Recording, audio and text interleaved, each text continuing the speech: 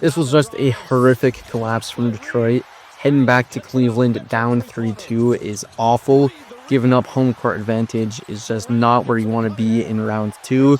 Detroit has obviously proven that they can come back from these deficits. They were down 3-1 in round 1, but it's still not the spot that you want to find yourself in. This one was the Pistons' game to lose pretty much from start to finish. The big issue for the Pistons, as it has been all playoffs, is simply not having enough reliable offense aside from Cade. Tobias Harris had an awful shooting night, 6 of 19, only 1 of 7 from deep. Dennis Jenkins was really the only other bright spot for the Pistons out of those starters. They had no Duncan Robinson tonight. He hasn't been the most consistent these playoffs, but he had started to turn it around these past few games, and so it was a big blow in that regard. Again, because the Pistons are not a high volume or high percentage three-point shooting team, and Duncan Robinson can really help fill that void. Jalen Duren's postseason issues only continue to get worse. We saw JB Bickerstaff close the game with Paul Reed instead of Jalen Duren because he's just that unplayable right now.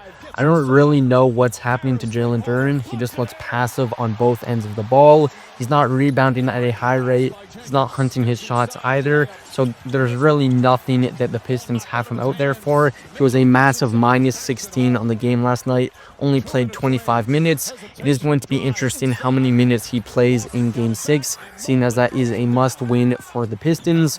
Paul Reed did an amazing job closing the game in Duren's place, and even Isaiah Stewart seems like a more suitable option to be starting at the 5 right now. But I do think it is most likely we will see Bickerstaff stick with Duren as the starter, at least initially.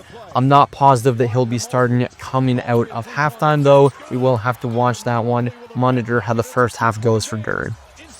Even though it wasn't the most efficient game for James Harden, 8 of 21 shooting, he did have 6 turnovers. He really was the engine for the Cavs last night. Donovan Mitchell had an off night for him. 21 points, but 7 of 18 shooting and 1 of 8 from deep is not what you want from your number one option, but James Harden was able to fill that void. He got to the line 14 times, hitting 11 of those. That is a big production from him, a notorious playoff choker. He was plus 11 in his minutes last night, played a whole bunch of minutes. Without him, the Cavs do not win that game, and now they only need to win one of these next 2 games to move on to the conference finals, with the next game being at home and all momentum on their side after picking up 3 straight wins.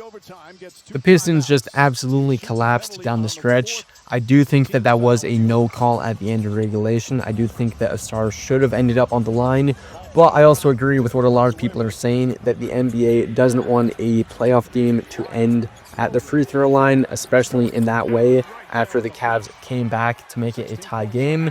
So I do think that there was a foul there. I'm not mad at the no call. Ultimately, it is on Detroit for blowing that 9-point lead, and then come overtime, they were just out of it. They couldn't get anything going. Cavs looked great to end the game and heading into overtime. So the Pistons really just blew this one. They could have taken the series back into their hands, been in control of the matchup, but instead they're now fighting for their lives. At this point, I find it tough to bet against the Cavs. The Pistons simply have not gotten anything going consistently these past 3 games.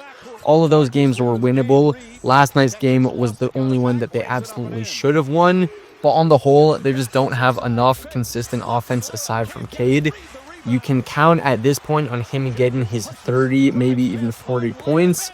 With decent efficiency, it's probably not going to be amazing because the Cavs really can just double him, knowing that if he doesn't make shots, no one else on the Pistons really will. But the Pistons just need to find some other form of offense. Dennis Jenkins is doing a good job, but he's not going to be able to really be that secondary scorer that the Pistons need, and they really do just have to lock in on defense. Letting Max Strus hit 6 threes last night is simply just not something that can happen again. The Cavs did shoot 40% from deep. That's not necessarily something they can maintain, but they are a very good three-point shooting team, and so there's absolutely a chance we see the same in Game 6, in which case the Pistons really just have to lock in on their 2-point defense and really try to get some other form of offense going if they want to have a chance. I don't totally see that happening, so I do ultimately have Cavs winning this one in 6.